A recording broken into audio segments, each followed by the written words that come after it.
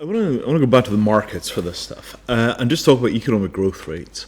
So US is currently about 2% economic growth per year. And that is, it's a sustainable number, right? It's a huge economy. It's pretty hard to move it.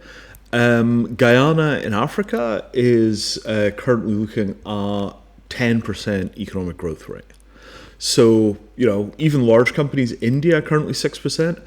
The places which are kind of a mess are also the places which are benefiting most from new technology, generally speaking.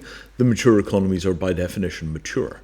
So the argument for getting tooling, for getting capital into these difficult to invest places is largely just straightforward. That's where the economic growth is, that's where the returns are. Because if the economy overall is doing 6%, 8%, 10%, you got to imagine how fast the winners in that economy are growing if that's where the average is.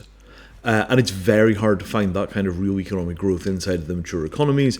Robots and AI and all the rest of that stuff may change that. But the thing which is the payoff for doing this is yield.